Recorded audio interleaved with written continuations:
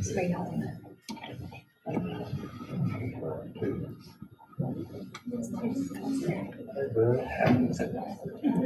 What are you doing, sweet?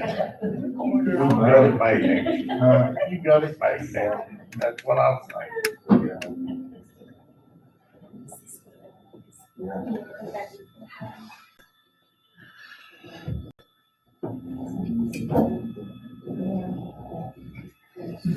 Let's see. How you fall? All right, how you fall, Mark? You see the eyes, like,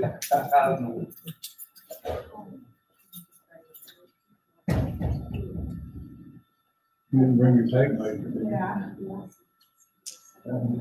No, I know, I'll stick it off.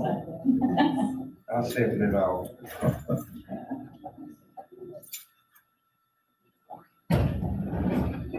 He knows what 6 foot is this way.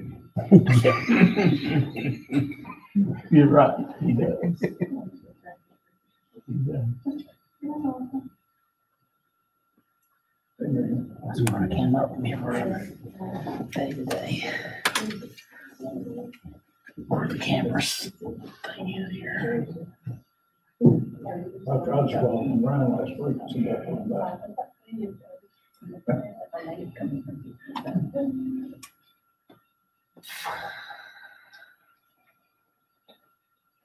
Does that officer out there know that they can sit in those 2 chairs?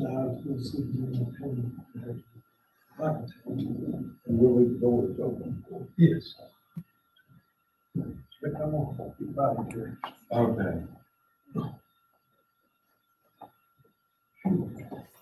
If any more comes, there's one more right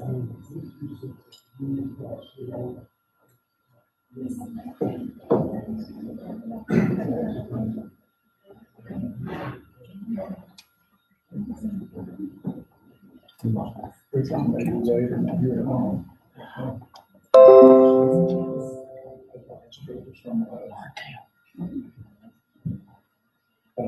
It's not your time, but I think I'll do it. No. It's not there for himself.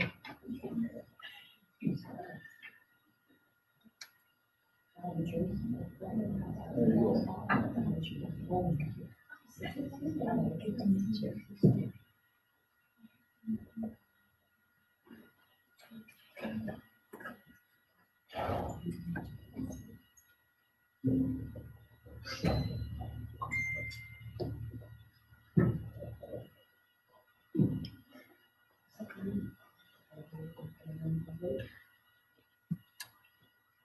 That's what I had to put it all.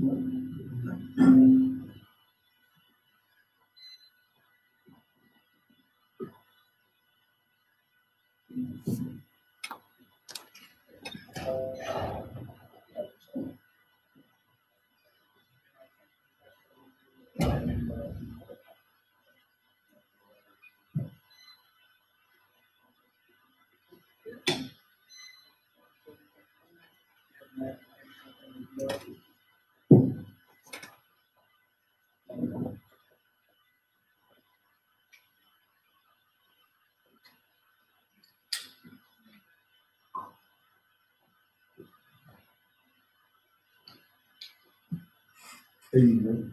How you doing? Pretty good.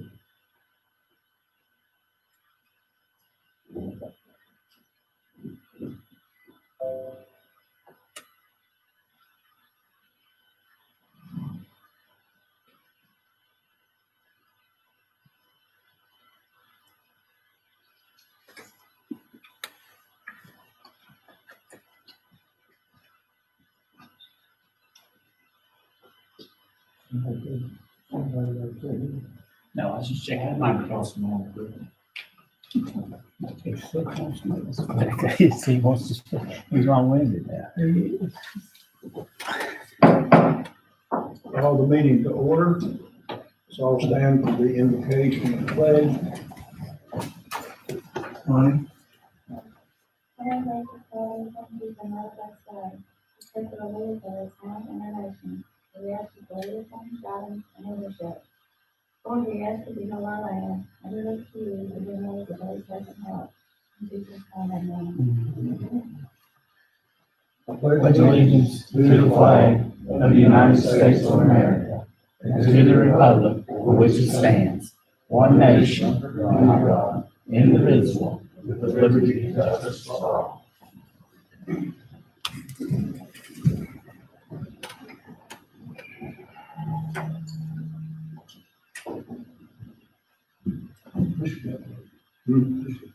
Sorry.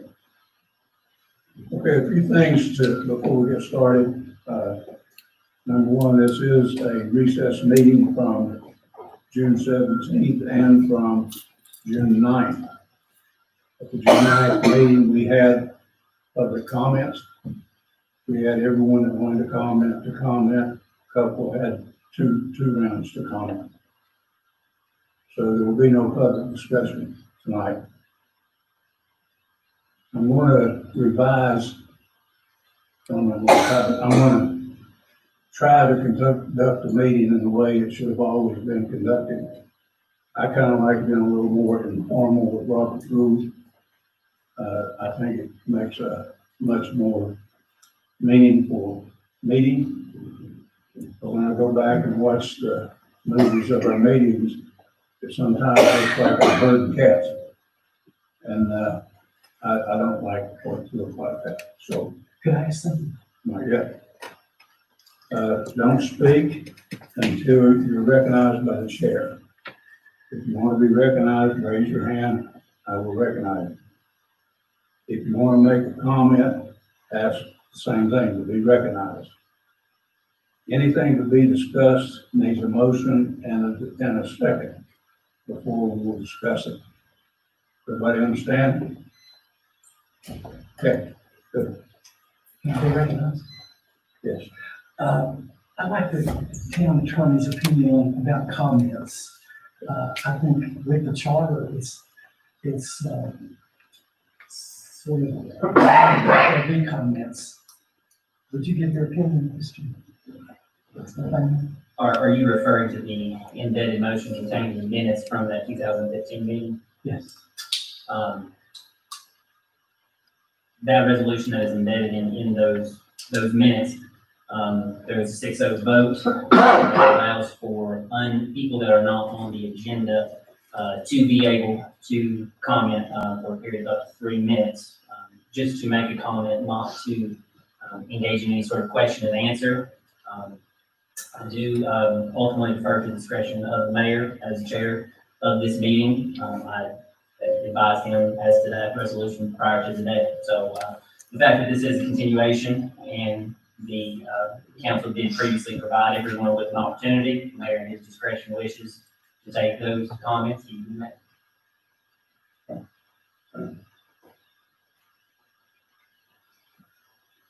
Okay, discussion of the fiscal year 2020-2021 proposed budget.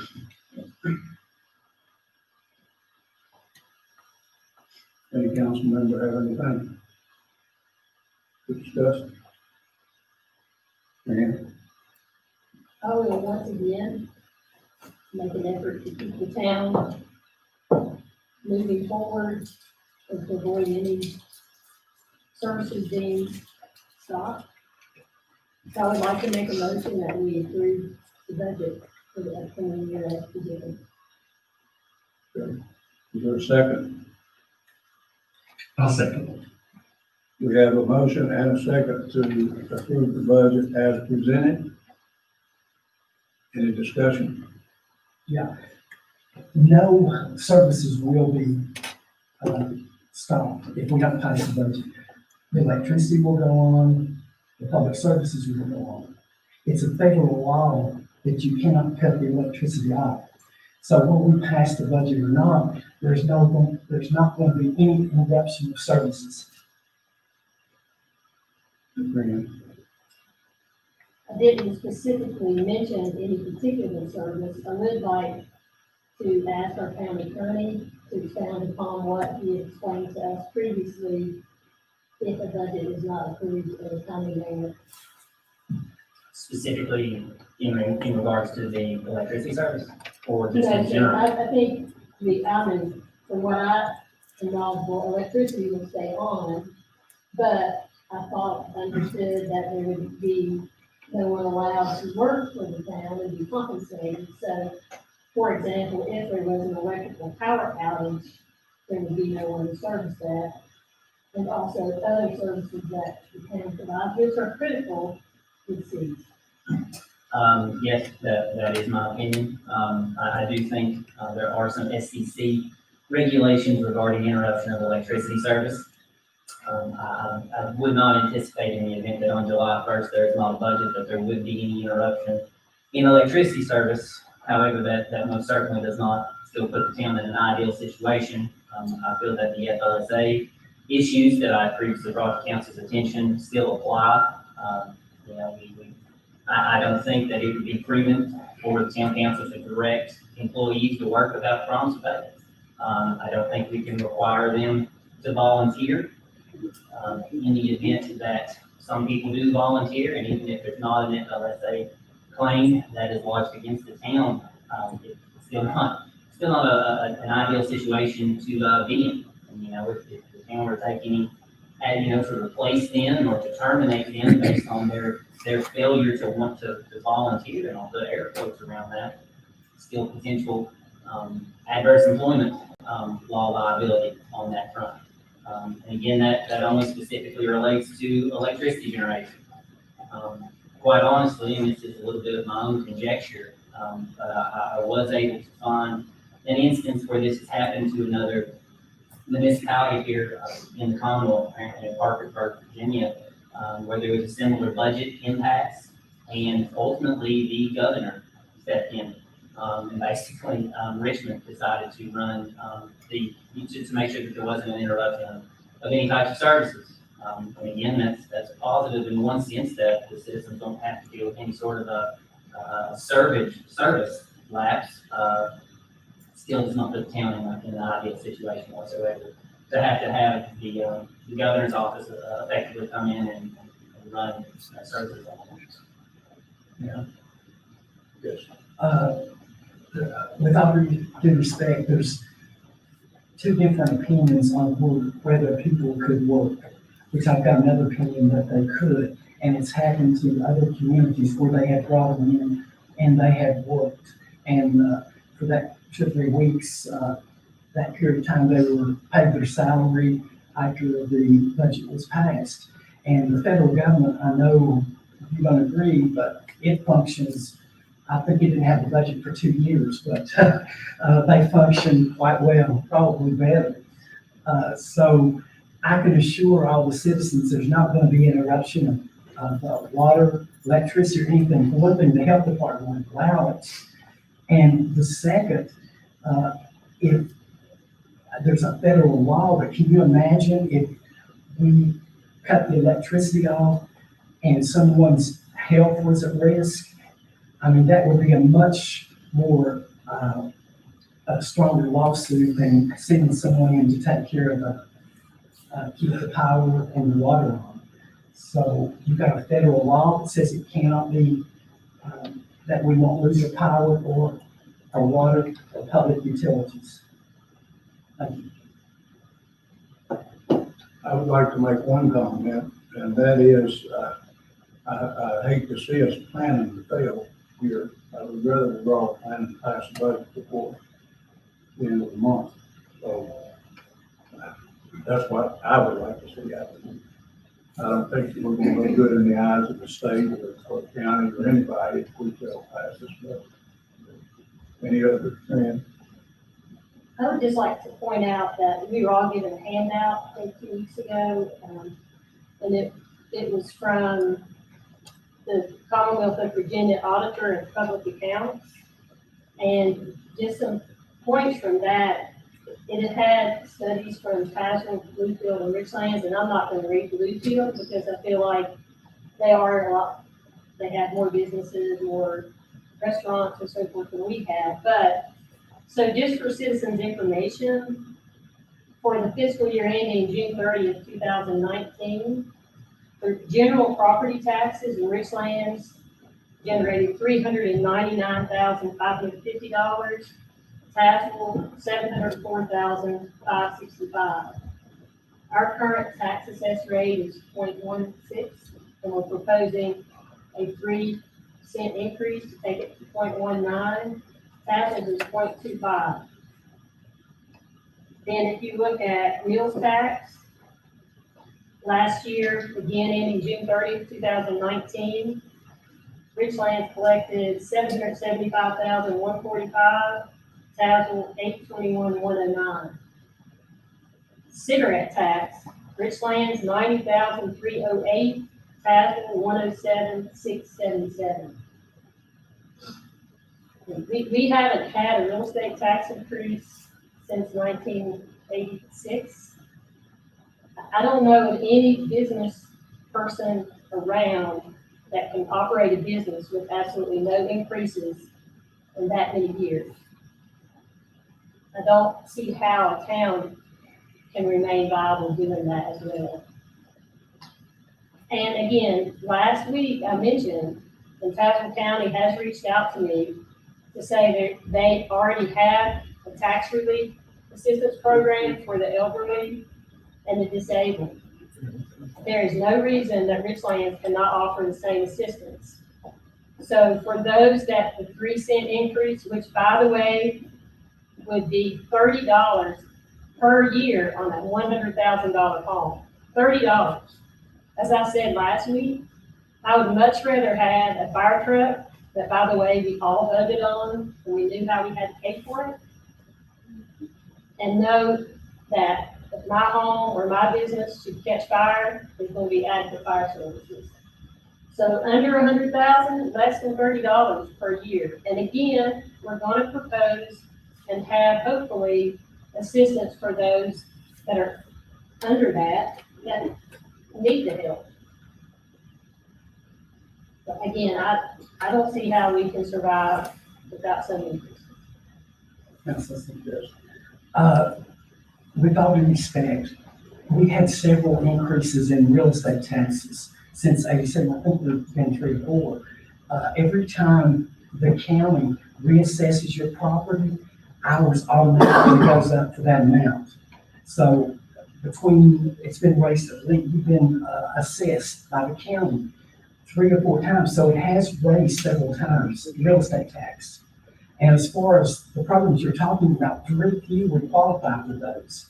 And you're saying $30 is a lot of money to some people, but you're proposing 3 or 4 other taxes, the meals tax, I was a whole list on a page, and it adds up, every penny does. And our electric rates are exorbitantly high. I had one lady who texted me and said she was on income of $1,200 for the whole month, and her electric rates were already $800 of it. She had $400 to live the rest of the month. Okay, that $30 that you're talking about is going to mean a lot to her. Much less, I think there's 4 other taxes that you haven't mentioned that you guys are proposing to raise. And at this time, with the virus, with people struggling, and Richlands is sort of a retirement, most people are on a set income. It's not like Tazewell. They have a higher income average per capita than we do. Richlands is in a different situation than Tazewell or the other towns that you mentioned. And I would ask that we don't put any more burdens on those citizens in town than raising these taxes. Thank you. Further discussion? Okay, we have a motion and a second. Now, what are you proposing in your budget? We're not talking about any taxes right now in this motion. We are proposing to accept the budget as presented, and then we've got to discuss the taxes. Between that, we can't do anything with the taxes until 27th. anyway, we couldn't vote on tonight either way. Process. Sure. If the council would give their word that they wouldn't pass any taxes, no real estate taxes or any other taxes on the community and its citizens, I'm sure the budget would pass if you reduce it and give the word that there will be no tax raises or anything. I'm sure no one would object to the budget. If you're asking me for that, honest, I would not make it. I don't think any of the council would on the other side. Just one point, again, in all due respect to you, Doug, the lady that you mentioned, my heart goes out to her, only had $400 of income left after her electricity. But I doubt her home is worth $100,000, so I doubt her increase in taxes will be $30. Now, listen, with a bill of $800,000 a month, her house must be, you know, to have that much electricity, I'd say it's probably worth over $100,000. That's my conjecture, but I'm not sure. If I may, the thing you have to be careful about when people say they have this amount of an electric bill, a lot of times it's how the house is built, how it's insulated, how it's, are the doors and windows open and the air conditioning, you know, whatever the scenario is. Because you pay a set rate per kilowatt hour. And my home, which is a pretty good sized home, my electric bill is usually $350 or something like that. Now that's APCO. If it were in a town, it wouldn't be $400. So it's, you know, any home that's using $800 worth of electricity a month, they got some problem. I mean, I don't know what all the problems, they're using a lot of electricity. Right? Can I say something? Sure. I know 3 or 4 years ago, we were in the bottom, we were fourth from the bottom on the price of electricity out of 80 communities. And the last 3 or 4 years, our electricity rates have raised probably 4 or 5 times besides the power cost adjustment. And we're above, if you calculate it, we're above AEP now. We went from the bottom to the top. And if we don't get our budget in order and cut it and stop raising these taxes, the next thing that's going to go up is your electric rates. Further discussion? Now, briefly, interject, you ready? Before you do entertain a vote, Mr. Brown doesn't agree his FOIA disclosure. Richard? Making my required disclosure pursuant to Virginia Code 2.23115, subsection H, to have personal interest in this transaction. This transaction involves the town's overall budget, which includes the budget for the Richlands Police Department. The nature of my interest in this transaction is that I'm currently an employee of the Richlands Police Department, receive a salary from the department of more than $5,000 a year. However, I am a member of a group of 3 or more, the members of which are all affected by the transaction. This transaction does not involve the Richlands Police Department by itself, it involves all the departments and employees of the town. I hereby state that I am able to participate in this transaction fairly, objectively, and in the public interest. Therefore, I may participate in this transaction pursuant to Virginia Code 2.2-3112, subsection B, subdivision 1. Just one other thing I'd like to point out from the study. Again, just comparing Richlands and Tazewell, I applaud Tazewell, I have through the year many times for the great events they have there. And people in Richlands ask me all the time, why does Tazewell have all these, why do we not have? And so this was really interesting to me for expenditures for the year ending 2019 in June. Community development expenditures in Richlands, $54,309. Tazewell, $397,942. That's huge. 397,000. 390, almost 398, 397, $942. Richlands, $54,309. And then if you look at Parks, Recreation, and Cultural, Richlands, $462,720, Tazewell, $523,943. And if you go through this study, I've shared it with anyone, you will find that Richlands is the lowest in every category. What about consumer utilities? Is she allowed to speak? No. You didn't mention. Can I say something? Yes. I looked at Tazewell's budget, most of it is grants. They spend $600 and some thousand on the recreation. But all but 240,000 is all that they spend. I've got the budget in the car, is from them. Well, we put $450,000 in the rec. They only spend 240,000. And what you mentioned, most of those are grants, I assure you. They put a lot less in the community than we do. And their police force, the budget is much lower. Every budget they've got is much lower than we have. The reason we don't have much to spend is because most of ours goes to 3 departments: the rec, the police station, and administration. And 3 or 4 years ago, the finance department's budget was a little over $200,000. Okay, in 3 or 4 years, it's went to $800 and some thousand. It's quadrupled. Every department, if you check, including the rec that you're a part of, has went substantially higher every year in the last 3 or 4 years. And I can show you the budgets to prove it. It's the last thing I'm gonna say, because we beat this to death about Tazewell's rec budget. They received a $300,000 grant this year from VDOT for the back of the Dragon area where the Little League fields are. If they don't use that grant money as specified, it has to be returned. And I'm very proud, I'll make that really perfectly clear. I'm really proud to be referred to as the powers that be for recreation. If you look on that, you can see in the upper left-hand corner, it says recreation. I'm really proud of our recreation facilities. We have ball fields, we have an indoor facility. Tazewell gives 10 cents of their cigarette tax to the Y because they don't have an indoor facility. We have the best facilities around. Every year that I've been on council, we've been under budget.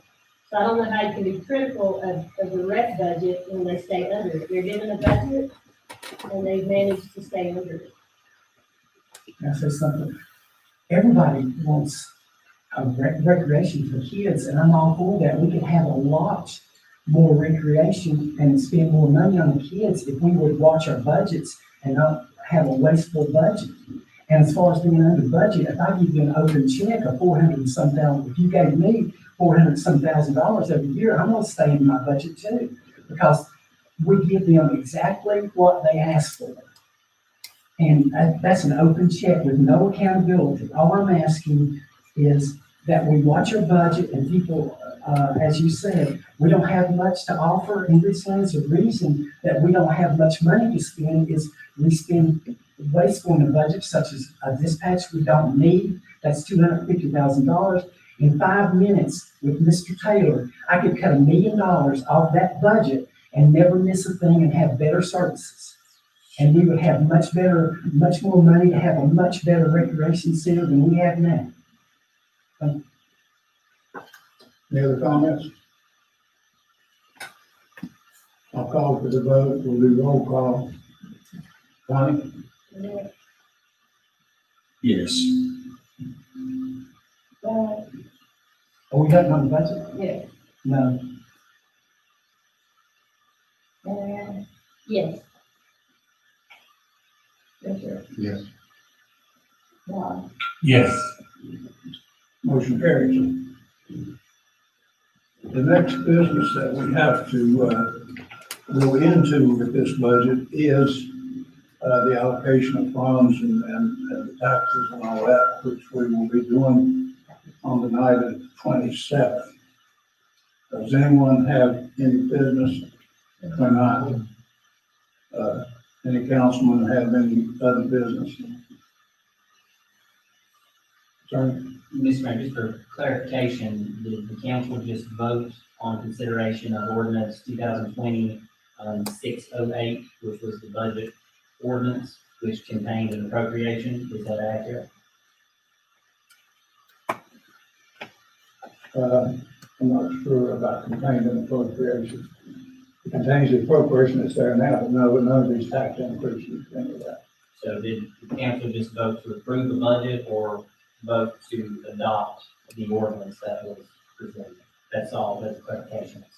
Is it not the same thing? No, Mr. Mayor. Okay. I would maybe suggest we can read the ordinance and then vote. I mean, if you wishes to Adopt the budget. Even with the taxes on. Say it again. Say it again, Rick. Can you explain to Mr. Woods? Well, you voted opposite the way you meant to. No, He voted to adopt the budget. okay, because those taxes included in those. I thought you said stop the budget. I'm sorry, they're not included in it. Well, I think what we did was we voted to adopt the budget, but, not the ordinance. That's what, it's a, that's what I think you're saying, is that correct? That is correct. Okay. Explain that again. Can you read that ordinance? I can, if the council wishes to, or if you wish to entertain a motion to adopt ordinance 2020-608, which contains language for the approval of the budget and the appropriation of monies there under. We can read that, and then if you would entertain a motion to waive the second reading, if council desires to do that, and then entertain a motion for it to become effective immediately, if council wishes to do so. I just wanted clarification whether this was simply a vote to approve the budget as submitted without an appropriations ordinance, or whether this was for the adoption I of that. got you now. Let's, can you read that ordinance? Is it 20 pages long? No, it is not. This is 346 letters. If you would, please. Thanks. Ordinance adoption of budget fiscal year 2020-21, whereas a brief synopsis of the proposed budget for fiscal year 2020-2021 was published in the newspaper general circulation in the town of Richlands on May 27th, 2020, in compliance with Virginia Code 15.22506. Whereas notice of the public hearing was advertised in the newspaper general circulation in the town of Richlands on May 27th, 2020, providing 7 days notice of the public hearing for comment on the aforementioned advertised budget in compliance with Virginia Code 15.22506. Whereas the public hearing for comment was held at the Richlands Town Hall on June 9th, 2020, which was open to the public and at which all who desired to speak were permitted reasonable latitude to do so in compliance with Virginia Code 15.22506. Whereas in accordance with section 3.8B of the Richlands Town Charter, the proposed ordinance was read at a duly called meeting on June 23rd, 2020. Whereas in further accordance with section 3.8B of the Richlands Town Charter, this proposed ordinance was read at a, strike that part. I assume if you want to entertain a motion to waive, so I'll skip that part. Now therefore, be it ordained that the town of Richlands County Council hereby approves and adopts the proposed budget for fiscal year 2020-2021 as submitted / amended in accordance with Virginia Code 15.22503. Be it further ordained that the money set forth therein are hereby appropriated pursuant to Virginia Code 15.2950 for each department, branch, board, office, division, commission, agency, or entity as more specifically set forth as expenditures listed therein. Be it further ordained that these appropriations shall be annual in nature and again, if you'd like to entertain a motion to waive second reading of that, that will need to be voted on before the I would like to make a motion to waive a second reading. I'll second the motion. Any discussion? And one question, if those taxes are not in it, shouldn't you reduce the total of the budget? The revenue figures are not strictly from a legal permissibility standpoint, as long as the expenditures do not exceed 1% of the total expenditures listed in the proposed budget, then that's fine. I'll defer to Mr. Taylor regarding, those issues as to whether that budget will need to be amended. Okay, the 29th, when the council brings up all these taxes that they want to pass, how many votes does it take? That would be by ordinance, so that would be by an affirmative 4-person vote of council. You're talking about real estate, All of it, you take affirmative 4 votes. pursuant to section 3.8 of the town charter, to increase those, that would be by ordinance, and that is, specifically listed in the town charter as requiring an affirmative 4-person vote of council. Yes. Okay, so if, I want you to explain what happened to Mr. Hurst, why he's not here tonight. And That's not part of this discussion. I can We'll ask have the to county bring it up attorney. separately. I can certainly comment on that when this one. Okay, when the comments over, that's fine. Okay, one other question, if they move again to appoint someone by the judge, which I've got an opinion that you can't, but I'm not sure we'll listen to it. They would have the 4 votes to pass that budget, right? I can comment regarding the issue with Mr. Hurst and the court order on that, this motion is not. But I'm asking you about 4 votes to pass it. It takes 4 votes. Yes, it takes 4 votes. Yeah, but they would have the 4 votes if they move to get that 4. I couldn't comment on what any potential interim appointment would be. Actually, I appreciate what you're saying, but that part of the discussion should come after this motion is put to rest, either affirmatively or negatively. Anyone else? Okay, we have a motion and a second to Dispense with the dispense with the second reading of the ordinance and pass it effective today. We'll have a roll call vote. Connie? Yes. No. Yes. Yes. Motion carries. Okay, want to bring up another topic? Yeah, if you want to explain why Mr. Hurst is not here, plus if, the council were to, well, that's a new point. Just explain why Mr. Hurst is not here. Certainly. I received, phone call this evening about 3:30 from the court informing me that the court would be rescinding its previous order to make an interim appointment of Mr. Hurst, to the Richlands Town Council. The court did briefly explain to me its reasoning, but I did obtain a copy of that order from the circuit court this evening, and it's not very lengthy at all. I can just read the enumerated points of it. Court entered this order this evening, and ruled, court on the 18th day of June 2020 entered an order appointing Jeffrey Nelson Hurst as an interim council member pursuant to a majority vote at the duly called town council meeting, recommending the same, and therefore on the date of this order, the court became aware of an allegation that a council member claimed to have exerted influence on the court in its decision to enter said order. Said order, the judge is referring to the order appointing Mr. Hurst. The court hereby asserts that it had no direct or indirect communication with any member of Richlands Town Council, and it was not influenced in any manner in its decision to enter the above referenced order. However, in accordance with Canon 2B of the Canons of Judicial Conduct, which includes, quote, a judge shall not lend the prestige of judicial office to advance the private interest of the judge or others, nor shall a judge convey or permit others to convey the impression that they are in a special position to influence the judge. The court did bold that last section and there was emphasis added.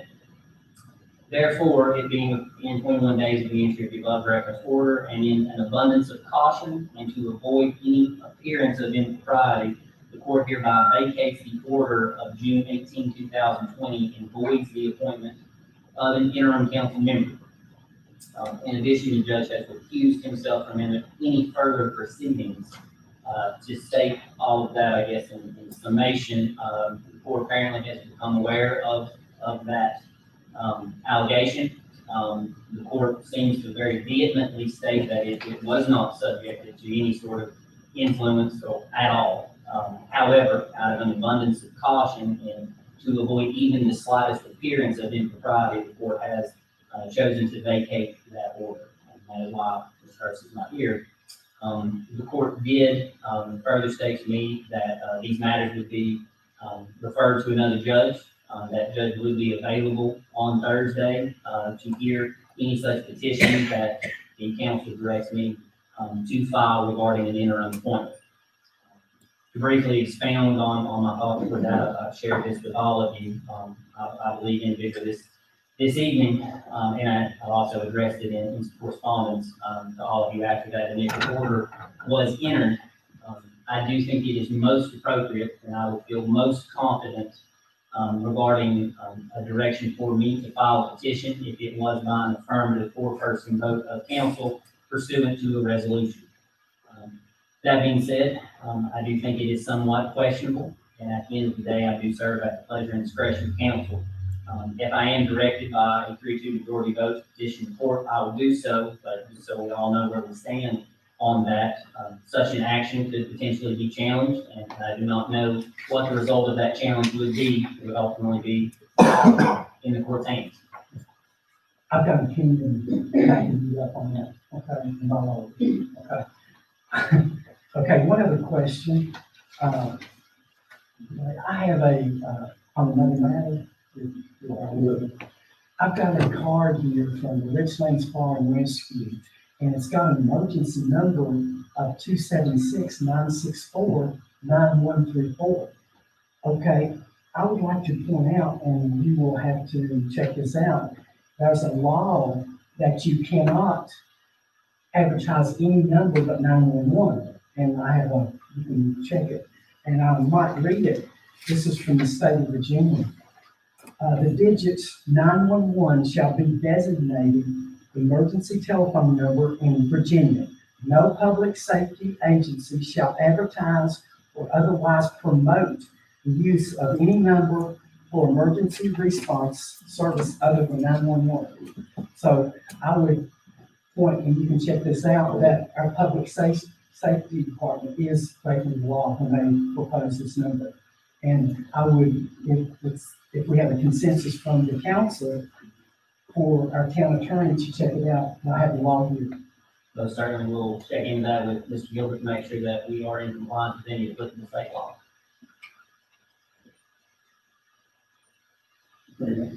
I was also made aware of that, and we've already spoken to the police department about this matter, and they are immediately working on adding 911 to the card that Mr. Rattle passed, and to all publications regarding public safety and Are they gonna take that one off the other one? I think they're checking, I'm not sure, but maybe Mr. Flanagan can investigate, but it could be 911 or. Well, I think the law says implicitly that you can check that you cannot promote any other number, which I have here from directly from the state. We'll check on that. Thank you. Okay. Marianne? I want to make a motion to direct the town attorney, Mr. Flanagan, to petition the court to fill the vacant seat of council with Jeffrey First. Have a motion, we have a second. I will second that. Any discussion?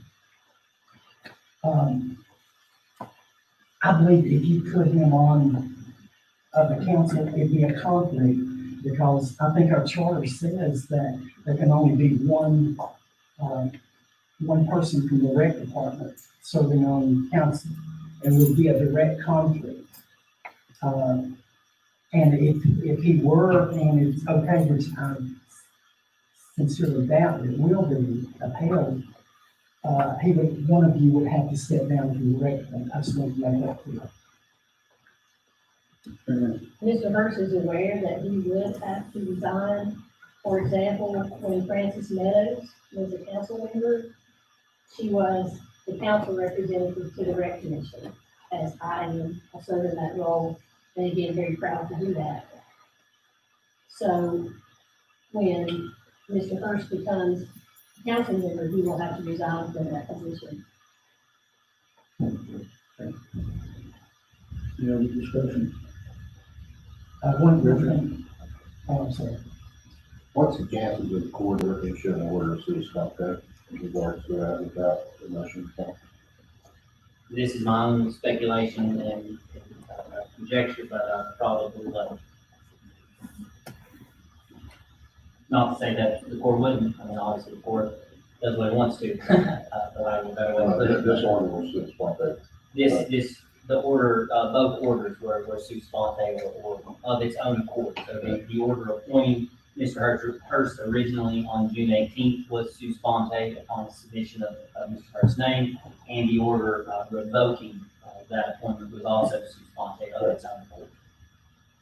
Again, the court only opined to me that there would be a judge available on Thursday who would be willing to hear this matter on an emergency basis, to hear any such petition, court verbatim words, to hear any such petition that is before it for relief. Anybody? I would ask, if it does pass, that I have a opinion, a backing your opinion that you feel, and I would ask that it be accompanied by that. What do we call it, petition? I'm not sure I understand what it is. Okay, I have a different opinion from my lawyers. Right. And I would ask if you do ask Judge Patterson to appoint someone to the council, that this accompany that order or that response from the council and be taken into consideration by him, which backs your feeling also. Again, just to restate what I said a moment ago, I feel it most appropriate and I would feel most comfortable petitioning the court pursuant to a resolution in a four-person vote. However, as I said, I work at the pleasure and discretion of council. I do think it's a gray area as to whether the council has the authority to do that. If it is challenged on a 3-2 vote, I don't know that I can speculate as to what the outcome of that challenge would be, but I just wanted the council to be aware of that in the event they directed me to do so on a 3-2 majority vote. And But you have no problem with this accompanying. I certainly would.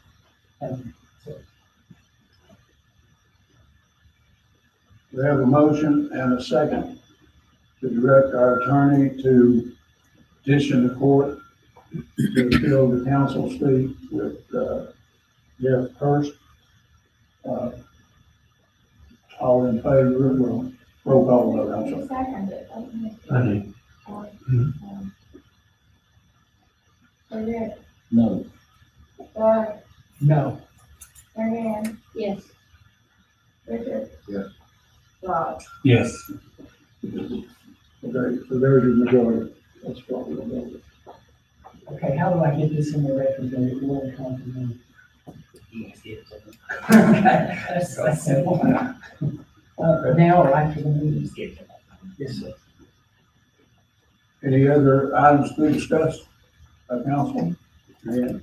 we've received FOIA requests, and I think there should be some discussion this evening about the extent of the FOIA request to be paid by the requester. Can you explain that? Yes, I did confer with the FOIA Ethics Advisory Council. They did inform me that it is permissible to adopt a fee structure regarding responding to FOIA requests, provided that the fee structure is geared towards cost recovery and not revenue generation. Now, what that means is the town obviously can't profit off of responding to FOIA requests. That being said, if the town incurs any actual expense in the obtaining of information, the compiling of the information, we can also charge for primary review of that information for exclusion purposes. And what that means when I say primary is that, for instance, it would be permissible if Mr. Taylor was going to review some information for exclusion purposes, it would be permissible for council to direct him to provide an estimate to the requestor for his time in that. We just could not deal for a secondary review if I did that, or vice versa, or that relates to any. So, the short version of all that, yes, if the council did direct us to, to charge people for FOIA requests, we can provide an estimate of those, charges. It is permissible to require, all of that money upfront as a deposit, if directed to. So, everybody, I can answer any more questions on that if you like. Okay, It's my understanding that Tennessee City and other areas do have fee structure before we do. and Jim's working on the fee structure right now to make sure it's in line with that. Well, based on what I heard, it would just be a cost, right? So we basically want whoever you want to review it, and that kind of stuff, correct? Correct, yes, it would be for, if you had any ancillary expenses in gathering and compiling the information, that would be permissible.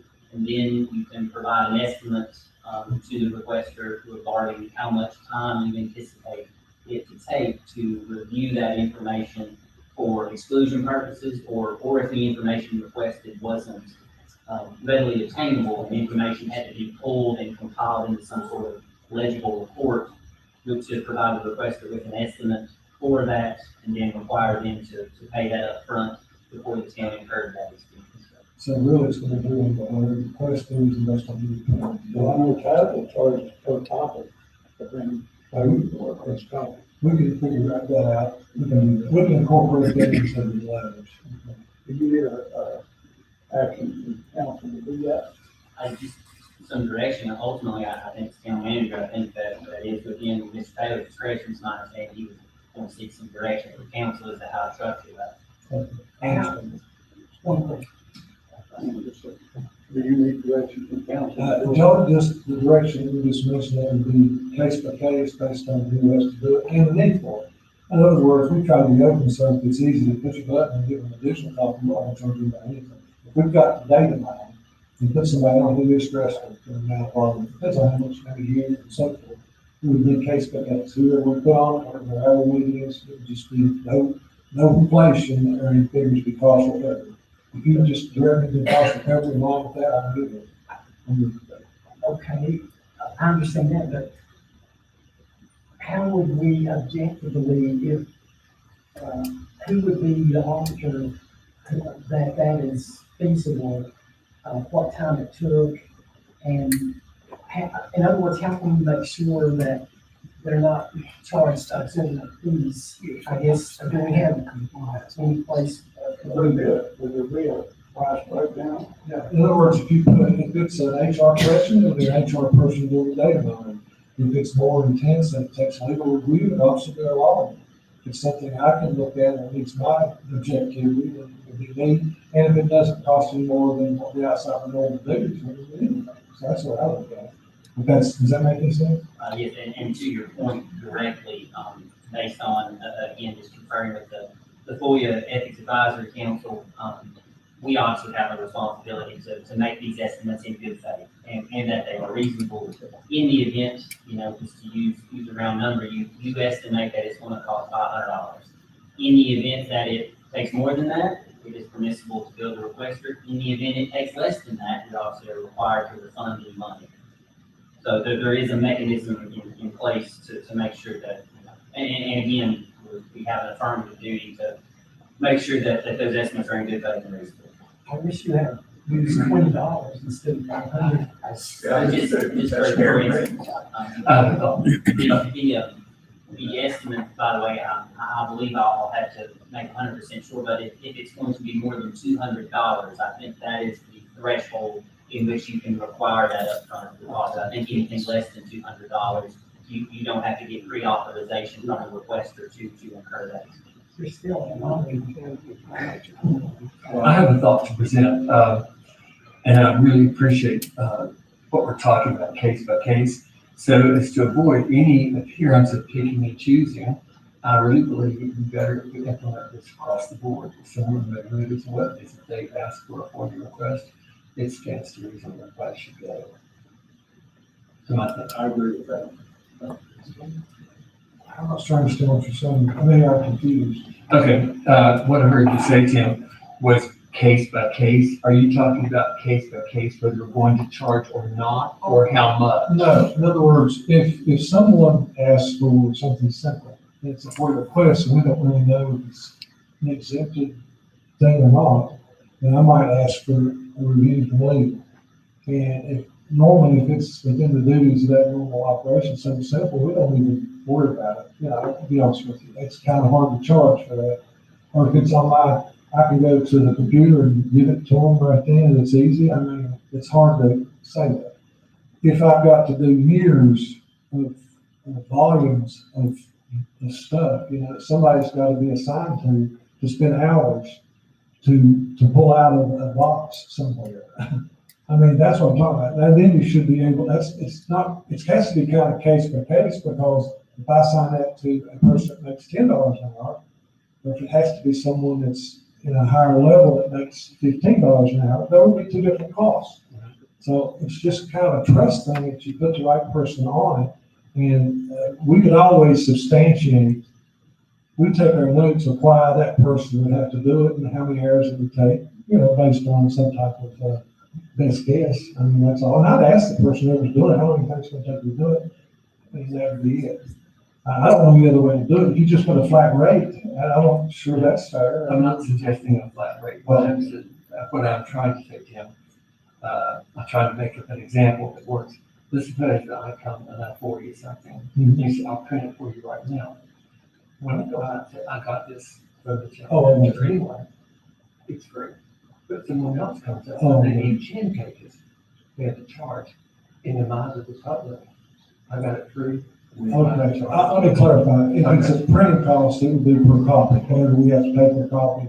If it's digital, it doesn't cost anything, basically. There's no paper involved. If we have to print something, it'd be over X number of cents per page. I don't know what that is, but Ms. Coral can figure that out real quick. We may already know that. Do you know what we charge per page, per copy? I don't remember. I know what we charge the customer for making it. Okay, That's more than $1. no, that's probably. That's probably. And two, it's not just the paper, it's Email not it just to the me, copy, it's the person has to go do I it. go out there and she hands it. We would be equitable, I got what you said, we would be equitable on all that. Yes, sir. I think the point Rod's making is it wouldn't be free to. Nothing's free, no. I'm sorry, I convoluted that. Yes, we would be fair and equitable, everyone, no matter who you are. Yes. I want to make sure. Thank you. And we will put it in writing just to make sure. Okay. I think that's important. Thank you, sir. Okay, any other points need to be discussed? Council? Motion's made. Then I'll entertain a motion to adjourn until the 29th. I'll make a motion to adjourn. I'll second. Any discussion on that? Roll call, vote, time? Rick, Yes. Doug, Yes. Diane, Yes, okay. Yes. and then Ron. Yes. Motion carries. We're adjourned until the 29th. Just so everybody knows, I'm asking for that roll call vote because Connie sometimes has a little trouble here.